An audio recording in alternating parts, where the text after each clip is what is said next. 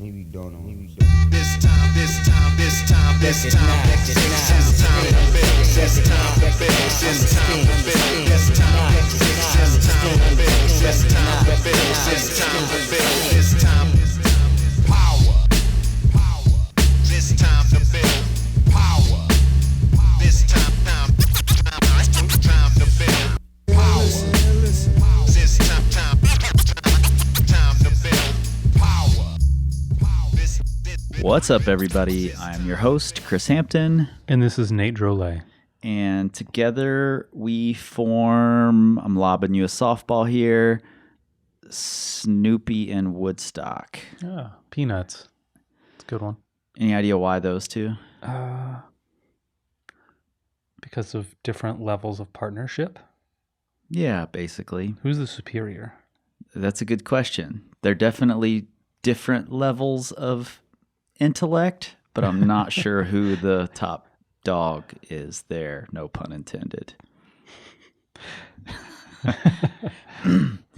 Yeah, and this one was kind of your topic based on an episode during the beginning of the COVID pandemic when lockdown first hit. Yeah. So tell me about how this one kind of came about in your mind.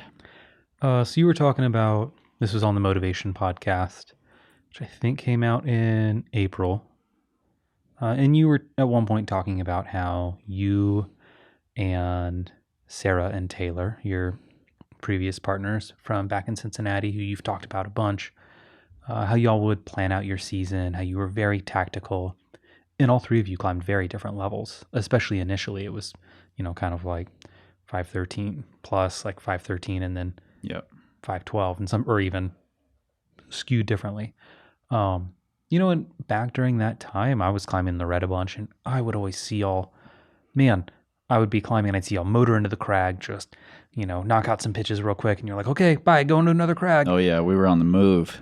And it was so cool. Like I closed down the crag pretty often, but I feel like anytime I did, like if y'all were at the crag, y'all were there just as late, like or later, and that was, it was always cool to see that firsthand, because that was the first time I feel like we really spent time around each other. So that was cool to see that firsthand, just y'all's initiative. And then during this episode, you kind of talked about some of the more tactical approaches that y'all used for that. And I thought that was awesome. I meet a bunch of people who their main climbing partners are very different levels, and that can be a real struggle in climbing. Yeah. Like it can cause a lot of conflict. You see that especially in relationships where it's a big gap between levels. Yeah. And I mean, there's already a lot to maneuver when you're climbing with your significant other, but if there's also a big gap in your performance levels, that can make it really hard. And if you're not planning for it, if you're not communicating well, man, it's challenging. And you can kind of make both people's climbing days or seasons, a lot worse or a lot better with how you plan. Yeah, absolutely. When you were seeing Sarah and Taylor and I running around the red like that, it was a little bit out of necessity. Like we all had goals, we all had things we really wanted to get done. We had put in all this work to get to the places where we could have a chance at these goals, and to then go outside and just let come what may didn't seem like a very good approach, and it was gonna become a shit show with three people with different goals trying to, and I'm not using this word in a bad way, but selfishly chase their own goals, So we definitely explored quite a bit how to plan, how to approach, what tactics to use. We explored that quite a bit to be able to have all three of us see success. And a lot of those things are are things that I continue to use, whether I'm writing training plans for couples or training partners. I try to use these same ideas when going outside climbing with Annalisa or with other partners. And I think it just makes things smoother for everybody, which ends up being a better experience for everybody. Mm-hmm.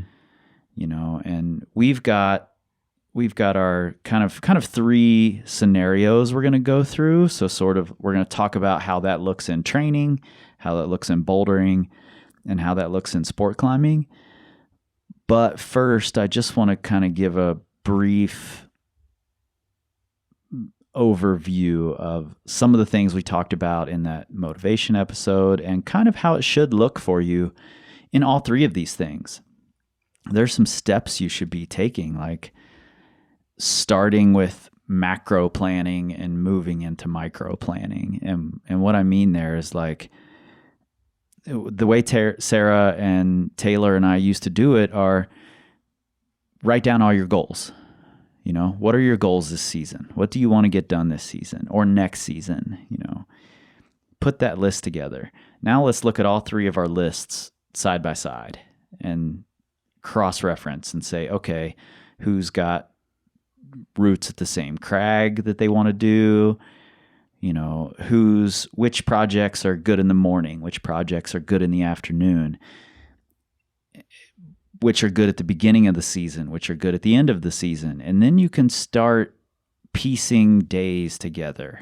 You know, once you have that big overview of what your whole season, your ideal whole season looks like, you can start piecing together your days. Like, you know, maybe Taylor has a project at the mother load that's good in the morning, and Sarah has a project at drive-by that's good in the afternoon, you know, and then maybe I want to climb on something in the evening at the mother load. So it makes good sense for us to go to Taylor's project first, him to take priority warming up. Then while he's taking his burns on the project, Sarah's warming up. Then we go to drive-by, and while she's on her project, I'm warming up. And then we go back to the mother load, and I can try my thing in the evening. You know, once you have the details laid out, it's really easy to decide what you're doing. And that just avoids a lot of fights. It avoids a lot of bad feelings. You know, it avoids excuses, frankly. Mm-hmm.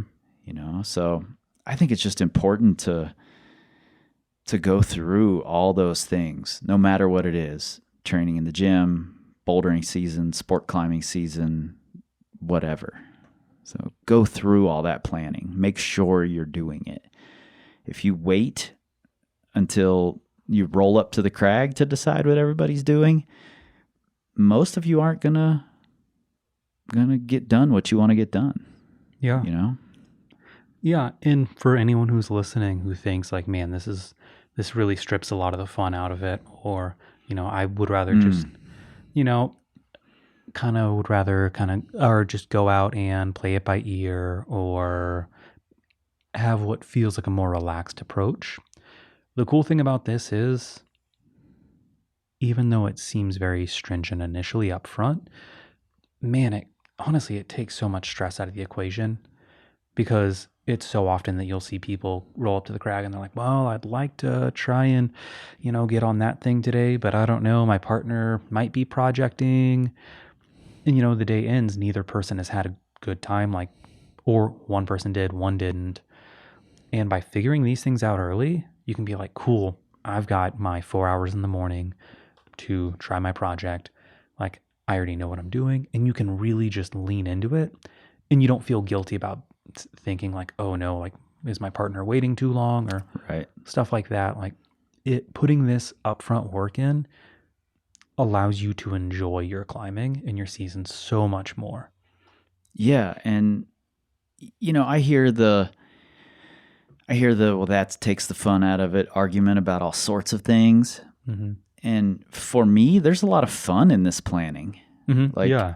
it's a great thing to keep you motivated in the off season or when you're in training season or whatever. You get to spend all this time thinking and totally nerding out about your local climbing area, where you're going to be, or the place you're going on a trip, or whatever it is. And I have a fuck ton of fun doing that. And then when I'm at the crag, I see all sorts of people who are like, I only climb for the fun of it, having really bad days at the crag because they didn't plan shit. Yeah. And now they're angry because they didn't get to try the thing they wanted to try that they didn't tell anyone they wanted to try until they got there. Mm-hmm. You know, and I'll take the do a little work up front and have more fun at the crag approach every single time. Yeah. So you can keep your takes all the fun out of it excuse. Mm-hmm. Let's kind of talk about the 3 zones here, you know, training, sport climbing, bouldering. Start with training. As a coach, having, you know, been coaching full time for a few years now, are there times when you have to put work in to like make sure training partners or couples or, you know, you with your partner are training in a specific way and you have to plan that out ahead of time, you know, and people who are in different levels of climbing? Yeah, absolutely. You know, I think there's so much value in looking at who you're climbing with and how that situation is. And if you're not planning for that, man, it's kind of guaranteed to backfire. Like so with a lot of my clients, if they will, they'll tell me, normally I say, hey, what's your regular schedule? And I often ask people who they climb with. And if someone says, hey, you know, every Tuesday, all of my friends meet up at the gym and we all climb, and it's a little more loose structure, but I really get a lot out of that. I'm like, cool. That's what you're doing. Yeah. Like, and what's pretty neat is, especially with good, like a lot of good and tight crews, I can be like, hey, can you convince them to get a few hangboard hangs in, you know? And they'll be like, yeah, absolutely. And then they'll all, you know, they do their same long 3-hour session, but maybe they all do hangs together, something like that. In this one day a week of being able to spend time with their friends is so beyond worth it. Like, even if that's not air quote, like the perfect day or perfect training day. Yeah. One of my clients, Tyler, who's been on the podcast before and started a group, Climb Malawi over in Africa. And he was spending a lot of time outside of his normal climbing sessions working with the kids who were learning to climb at Climb Malawi. And so I would build specific sessions so that he gets to teach them drills he's been doing for a long time, you know, while he's doing them. And so that they get to see a little bit of him trying things that are a little bit harder. You know, he wanted sessions where it didn't feel like, oh, I'm being super selfish, I'm taking all this time for me. He wanted to help these kids, but then it's also helpful for the kids to see him trying things that are hard for him. Absolutely. You know? And I hear from a lot of people when they start training, like, well, I train with my friends and, you know, this is going to have to be separate from what we normally do.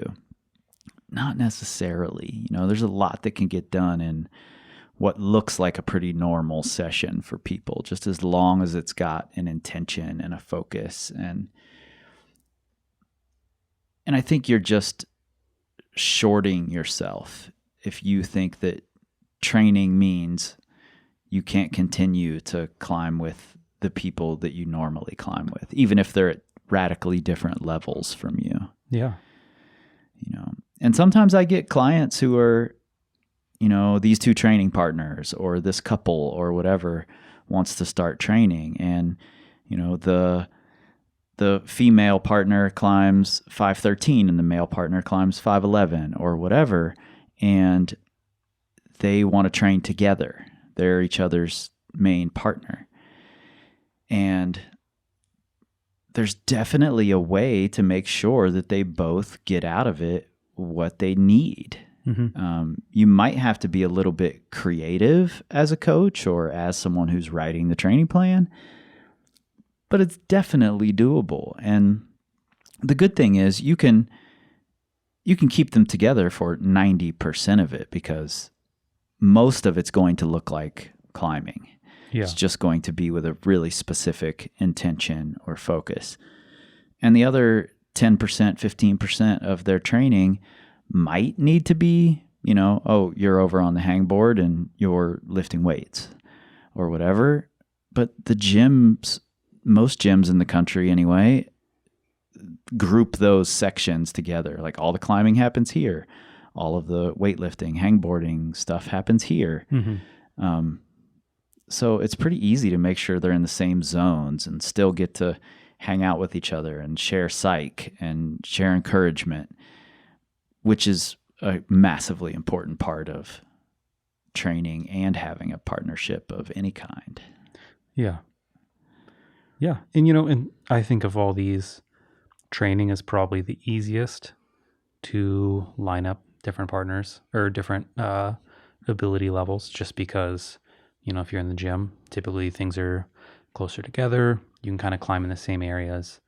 And it might be a little bit of push and pull, like, hey, we'll start at the 45 because that's what you're psyched on, and then we'll go over to the 20 because that's what I'm psyched on. Yeah. Things like that. And it can be tougher if your like main training partner, or if the person you really love to train with, share psych with, is in a totally different city, state, whatever, but it's still doable.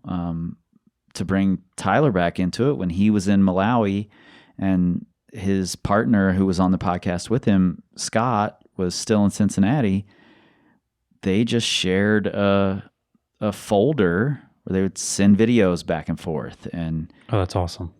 Stay super psyched for each other. And I think having someone familiar with your climbing style or with the area that you're training in or whatever, what your training goals are, to share psych with is huge. And, when the first time I did Pinky in the Brain first try of a session, I messaged you about it. Yeah. I messaged Zach about it. No one was there training with me, so it may not have happened, but you both were psyched to see that it did happen. I think it's big just to have those people to share successes with. Man, I agree so much. And that's, if you want to be a good training partner, regardless of someone's ability, be bought into what they're doing. Be just as psyched for them. Yep. Like, it doesn't matter if they're just trying to get their first 10-second hang on a one-pad edge and they do it, sick. That's awesome. Like, whatever it is, man, having someone to share things with is so huge. And if the person you're climbing with is much stronger than you, like, it's still, like, for them, those little progresses are still big and still important. Yep. Like, and even if it's not something that you at this moment can fully relate with, still be psyched for them and show that. Like, that's, I think, really important.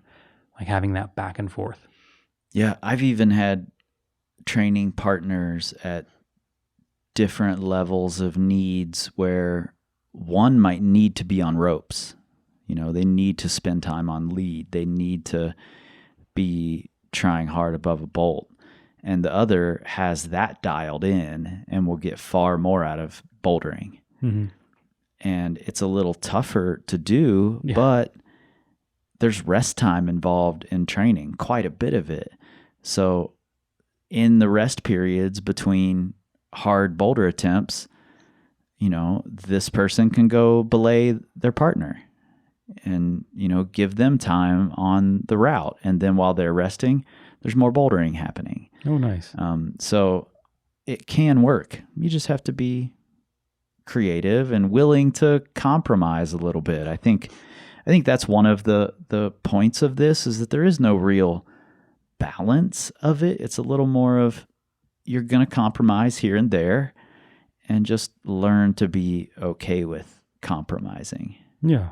you know? And the short-term pain of compromise, which might mean, oh, I don't get quite as many goes on my boulder or something like that, is offset 100 times over by the value of having a good partner, like someone who is there, someone who's psyched for you, someone to help motivate you, someone, who's just like on your team.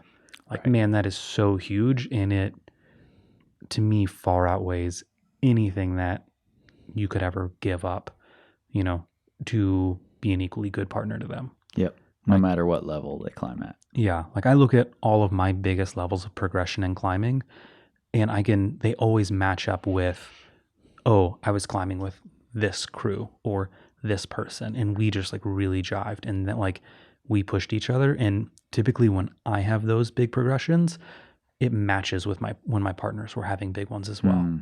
Yeah. And yeah, like that kind of camaraderie, that back and forth is, to me, so incredibly important. Yeah, totally. I feel like you were going somewhere with the training is the easiest of the three to make work. Were you headed in a direction with that before I cut you off? Mostly just that gyms are very compact. Yeah. They're made to be very utilitarian. Like, it's why you can get so much volume in there versus outdoors. So it's easy. I feel like it's easier to make things work in a gym. And same thing if you're both lifting, like, I can bring my kettlebells over next to your barbell. Now we're training together. Mm-hmm. Like, that's easy versus outdoors. You start having to deal with logistics a lot more. Yep. Which do you think is the harder of the two, bouldering or sport climbing? Oh, they're different in their own. Sport climbing is probably, I think sport climbing is harder, but bouldering people mess up more.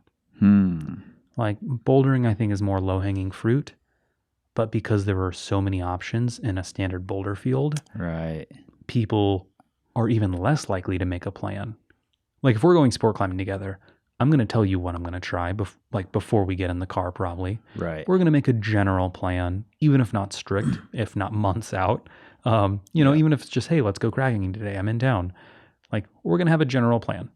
With bouldering, it's like, let's go out to the boulder field and see what happens.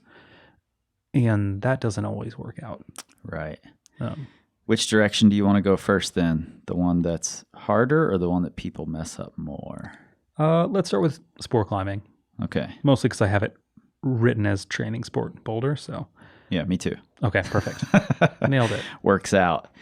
Yeah, I think with sport climbing that planning, like you just alluded to, it's likely we'll already have talked about what's going to happen. Mm-hmm. But it's not likely for everybody.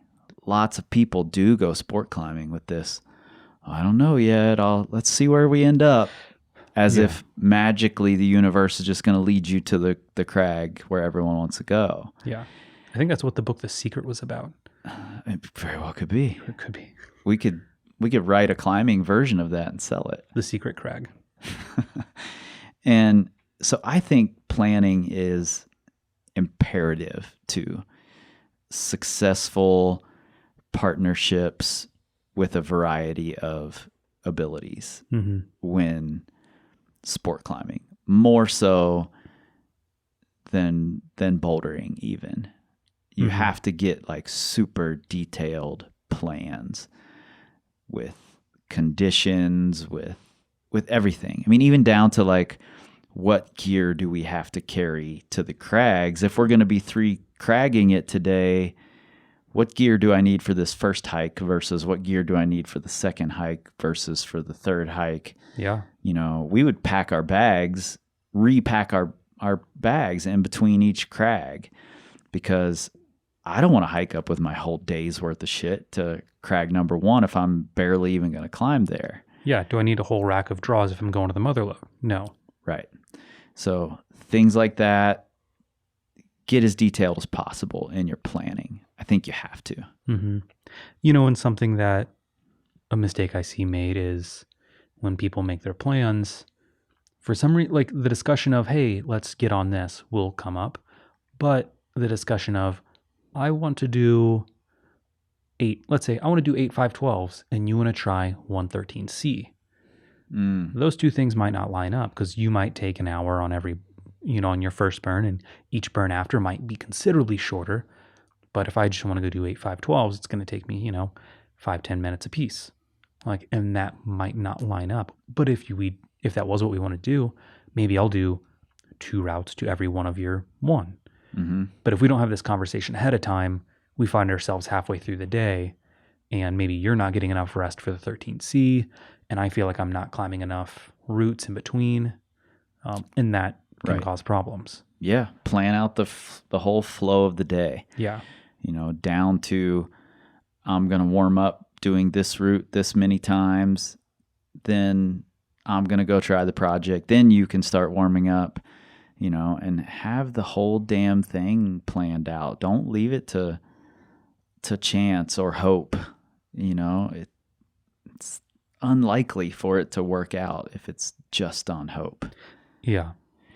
One of the biggest mistakes that I see happen, and this is a really tough one to avoid for a lot of people, and I've been guilty of falling into this trap myself, is kind of this guiding trap where you're the strongest person out of your group, so you end up rope gunning all day, hanging draws and setting up top ropes, and then when that person couldn't get to the top, you then have to go clean it, or going out with partners who you haven't taught to clean so that you have to follow and clean everything after they've climbed it.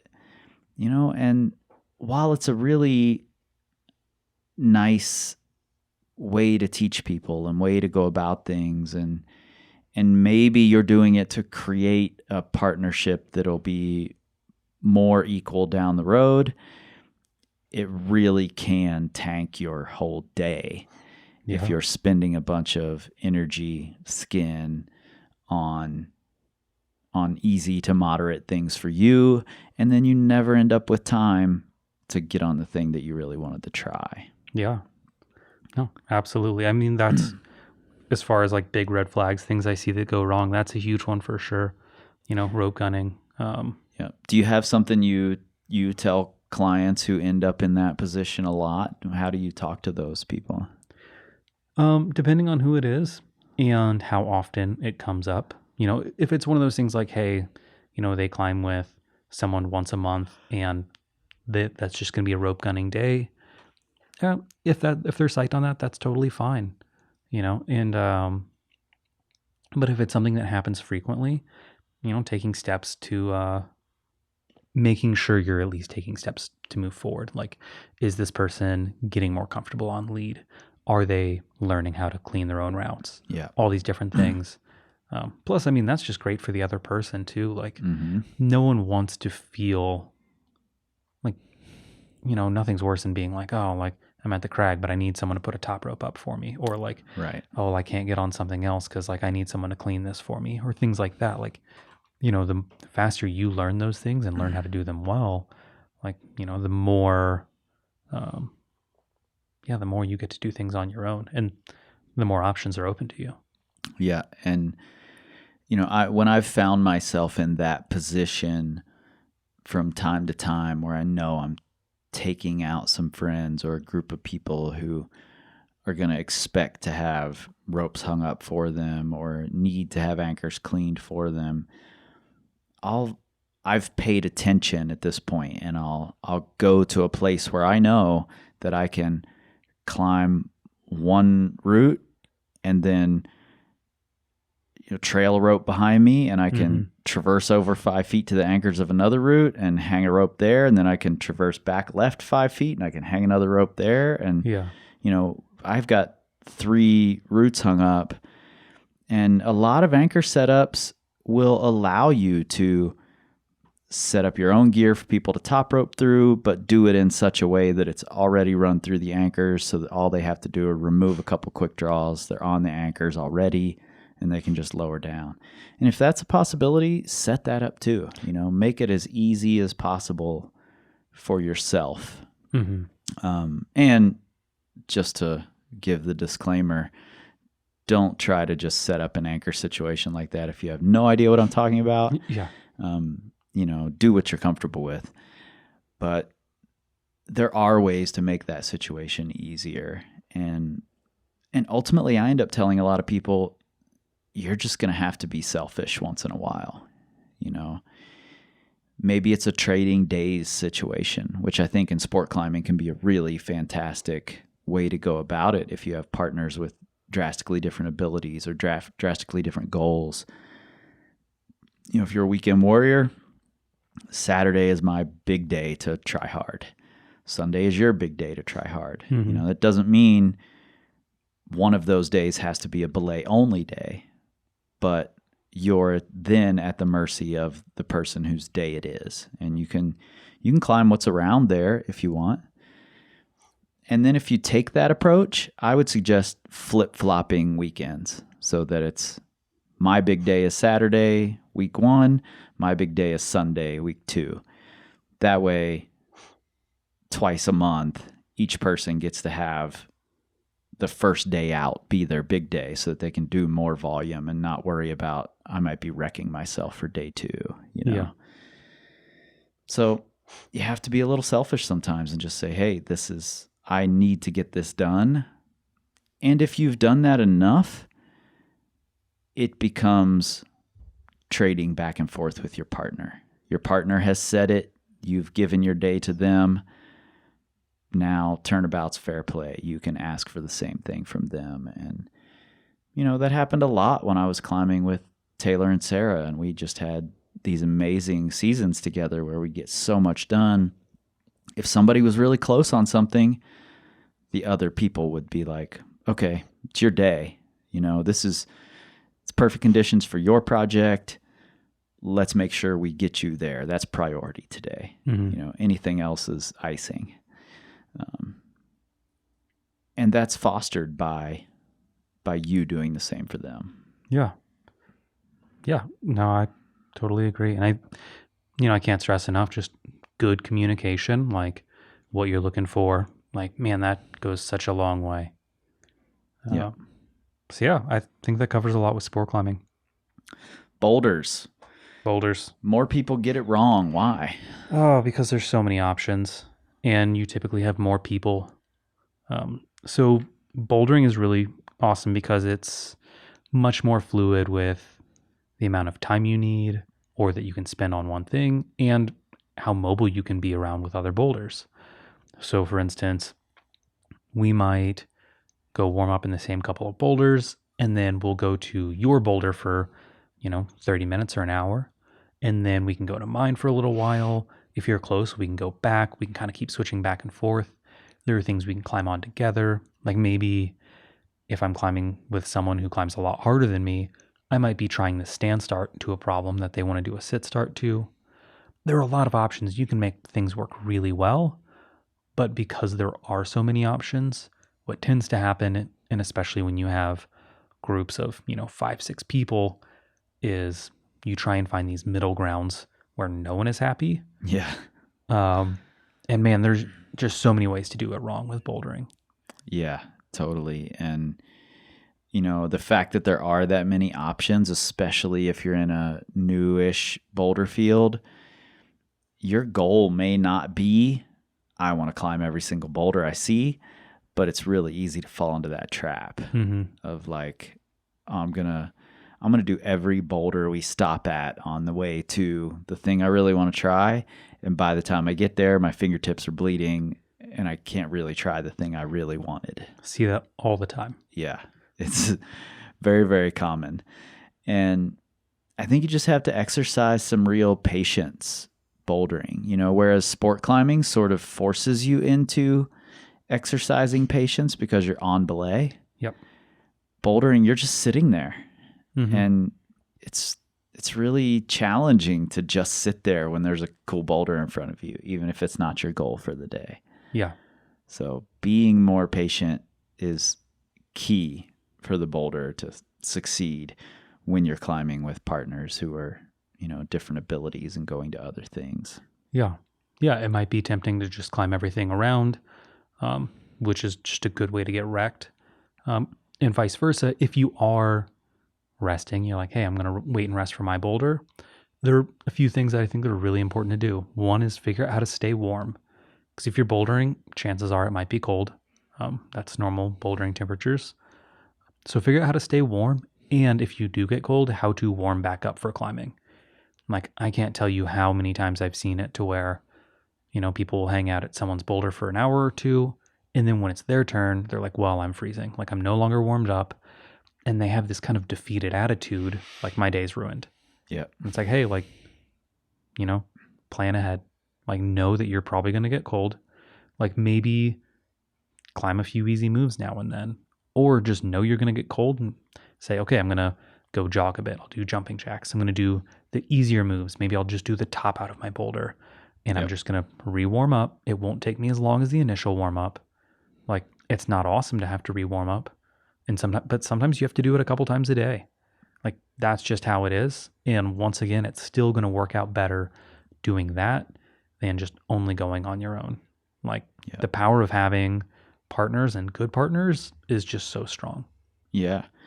And, I think a lot of what we're suggesting as far as tactics ends up assuming that you're the stronger person in the group and you're waiting for someone to finish at an easier boulder.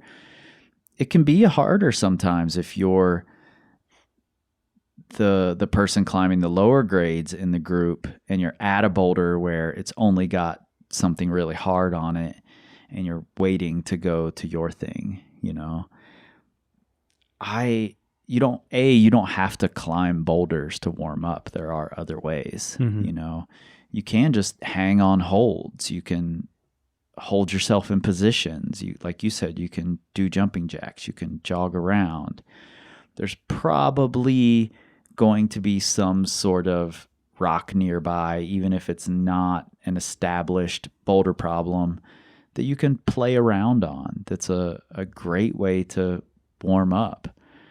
There have often been times where I'm at a boulder that doesn't have anything hard enough for me to get really warmed up for a project, and I'll make up weird eliminates or, things that no one else will ever repeat, just these weird ass moves, 6 inches off the ground, and just to get myself warmed up and ready to try hard when I do get to the project. So be creative. You've got this entire giant canvas out there that you're allowed to be creative on. You don't have to stick to what the guidebook tells you. Totally. So, yeah. And that's, I think especially for eliminates while warming up, that's something I've climbed with people who've been climbing, as long as me, like 15, 16 years.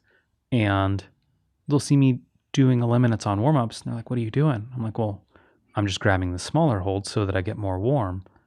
They're like, I never thought of that. Right. And it's like, yeah, well, there's just this one V1 here, but if I grab those holds, it's like V4.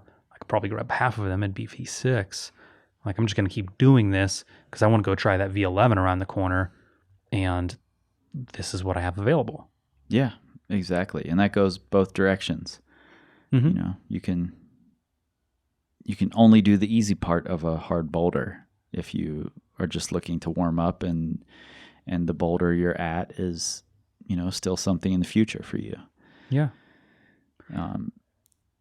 While I don't see the guide issue that I do with sport climbing with bouldering, there is one thing I see pretty often, and I've definitely fallen into this trap of, if I'm the stronger climber and I go out with Annalisa or with someone else and they're trying a boulder that I've done and I can do relatively easily, I might end up climbing that boulder 30 times, while hanging out there. I like it. It's fun. They want to see beta. I want to play around with different beta. Mm-hmm. And I end up having this high volume day on one boulder way before I get to my project. Yeah. And something I've learned in this past year that I try to take advantage of is I just keep videos of the moderates on my phone, or I'll video myself the first time. Yeah. That way I don't repeat it over and over. Instead, if somebody's like, oh, how do you do this move exactly? I'm not understanding what to do with my hips right here. I don't have to go, I don't know. Let me see. Let me try it and see. I can pull out the video and go, oh, hey, here, this is exactly what happens. Yeah. And that way I'm making sure I'm staying rested Mm-hmm. for the hard project. Yeah. So, And that brings us to another point. If you're going to be a good partner while bouldering, man, like I call it being support staff. Like if you're trying a boulder, let's say that maybe I've already done and we're hanging out, like I'm going to be brushing holds. absolutely. I'm making sure the pads are lined up. If I have to drag a pad for you, I'm doing that. Like, I might video you. Like I am, like we're on the same team as far as I'm concerned. Like you sending is us sending. Yep. And that is like, that's how I like to boulder.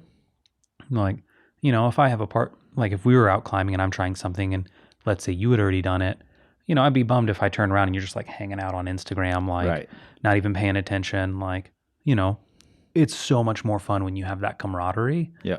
And we don't have to be climbing together on the same boulder to have that camaraderie. Yeah. And it doesn't have to be, I'm just shouting beta at you the whole time. It doesn't have to be that. Very often it ends up, I'm there with a stick brush. I'm brushing holds in between every attempt. I'm, moving pads around. I'm power spotting. I'm, oftentimes out at the rock shop, I'll end up during my warm-ups videoing everyone else trying the boulder, and showing them the videos so that they know what to adjust. Or, if it's some blind slap, I'm videoing everybody slapping for the hold so I can say, oh, you're this far away, move this far to the left. And it becomes this team supportive environment. And that's so much cooler than just, oh, I'm going to sit over here, hang out and read my book while you try your boulder. And then, when we get to my boulder, then I can pretend to be part of this team again. Yeah. Yeah, exactly. Like, and it's, something that's really huge too. And it doesn't matter how hard you climb. Like if, I can be trying a move and let's say if I'm really focusing on like trying to get my pointer finger to this one part of the hold, like if I have a partner who's like, hey, did you mean to like drop that toe hook early that time when you were going for it? And I'll be like, no, I didn't even realize I was doing it. And having just another set of eyes on you is so important because you can't feel and sense everything that's going on. Like the best that you can do is, you can focus on just a handful of small things. And so by having another partner there to say, oh, like you were trying to hop that foot up underneath the roof where you couldn't see it, you were an inch below. Right. Or like when you reach up and you lock off around a corner, it'll be like what you said, hey, you slapped just like 2 inches right at the sloper. There's all these things that, man, having a good partner like can really elevate your bouldering levels. Yeah, and all that goes beyond just spotting, which should be number one. Mm-hmm. Be out there giving support so that the person you're climbing with knows you're there. If it's a boulder I don't want spotted on or don't need a spot on or is more dangerous for my spotter, I'll say so. But I still want them standing there watching, encouraging, being excited about it. Yeah. It's just so much better. Yeah. Bouldering also is unique in that there's some situations like Waco, for example, where if you're going into the backcountry, you might not be able to get to your boulder for 3 hours, 4 hours, mm-hmm. And there's no choice there. That's just where you're going. That's how the guide has set up the tour, and that's where you're headed. And in those cases, you really have to exercise this kind of patience and learning how to warm up at the right pace and learning how to not go too hard too early. Mm-hmm. And And then if you're, especially if you're with a group of people who aren't your partners, your friends, but you're all going to be wildly different levels, most likely, it's really important, maybe more important, to be part of the team early. Yeah. So that when you get to your boulder, all of these people who you don't really know very well will be part of your team. Mm-hmm. I've been on several tours in the backcountry where there are a few selfish people who are only interested in getting to their boulders, and they couldn't give a shit less what anybody else is doing. Mm-hmm. And then when we get to their boulders, I'm like, I don't give a shit what you're doing. Yeah. I'm not going to fucking spot you. I'm not even going to look in your direction while you're climbing, Mm-hmm. Because I'm vindictive. Yeah. I mean, and it shows, man. I was a guide in Waco for years, and I think this is what taught me how to have good tactics while bouldering as far as scheduling, because it was my job to dictate the schedule of the day. Yep. So I'd have to ask sometimes 10 strangers, hey, what do you want to get on? What do you want to get on? What do you want to get on? And I have to take all these things, figure out, okay, how do we get to all these locations, including packing up, unpacking? What can I combine? What's the order? All within a very strict time limit. And it's funny because people often would get thrown off because I'd say, hey, we're going to be at warm-up roof for 25 minutes. Like, get everything unpacked. And often when people would get there, they'd get their packs out and start opening stuff. I would just grab their pads, start laying them down. I'd be like, Yep. Cool, there's warm-up roof. That's what we're getting on. And then the cool thing was when we would get to projects, I'd be like, hey, you got 2 hours here. That is your chunk of time. You don't need to be stressed about what other people are doing. Yep. Everyone is going to have a good day, and we're going to stick to this. And, a lot of people would be thrown off initially because they're like, oh, that feels a little strict. But man, by the end of the day, everyone was always psyched. Everyone had enough time. They got enough climbing in. And, I would go on tours where the guides would be like, hey, let's, we're just going to take it easy. We got some things we want to get on, but we'll just take our time. Right. Maybe one person would be like, I'm really close, but really they're not. Mm-hmm. And so you spend 3 hours extra at a boulder. Suddenly half the people aren't going to get on their climbs today. Yep. And it's like what we talked about earlier. It feels strict up front, but man, you can make everyone's day so much better by just planning things out. Yeah, and you brought up something I don't think we've really talked about yet in this, and that's that the whole goal behind all of it is to give you or your partners, the other people on this team, the space to have the experience they want to have on their boulder, on their route, in their training session, whatever it is. And by giving them their space in a way that they don't have to stress about helping you, making sure you get to get on the things you want to get on, it's going to end up being reciprocated and you're going to get the same treatment, more times than not. And I think it all comes down to planning, communication, and then sticking with the plan. Yes. I think ultimately all of it, training, sport climbing, bouldering, anytime you're climbing with a group of people or a partner and you all have varying levels of, expertise, difficulty, experience, that's what it takes. Planning and communication. Yeah. No. I completely agree. All right. Anything else from you on this topic? We're knocking them out today. Yeah.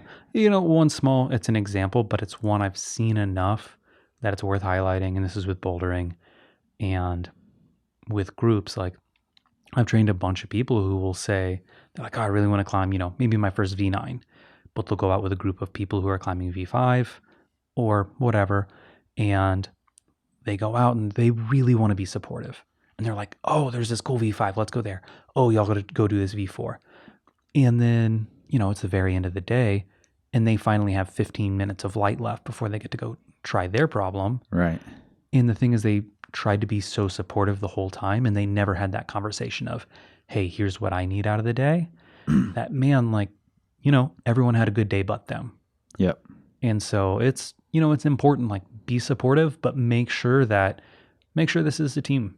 Like, you know, just because making everyone else's day, like, everyone else wants to see you send too.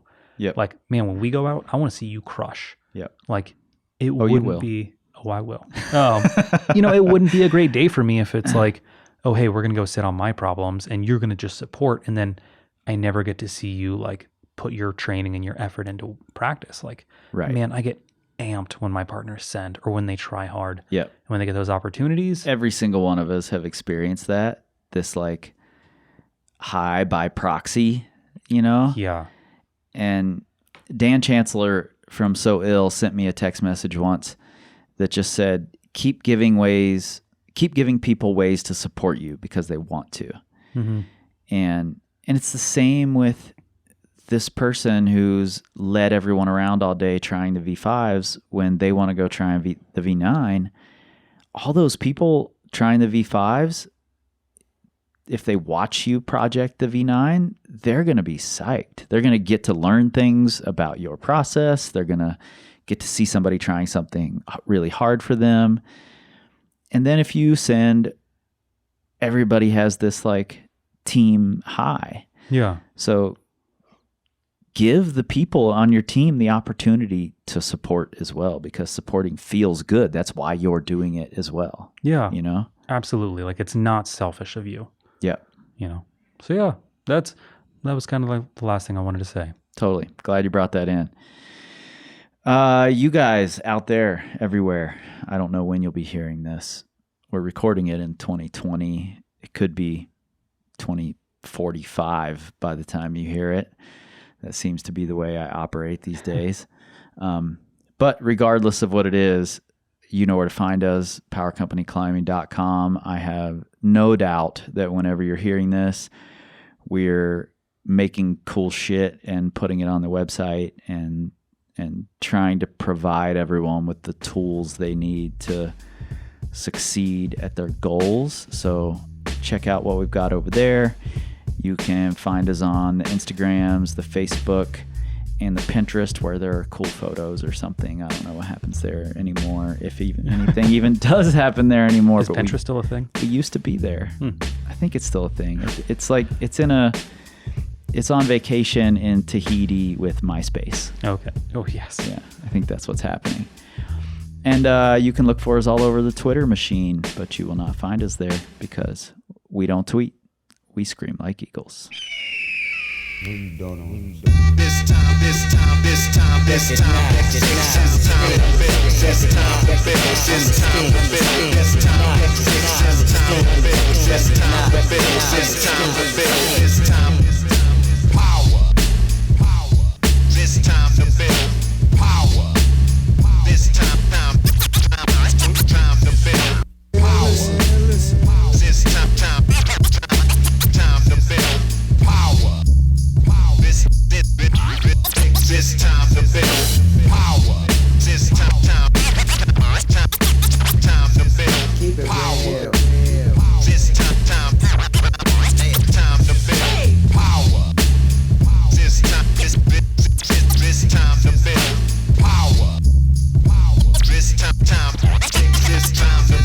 time to build power. This time to build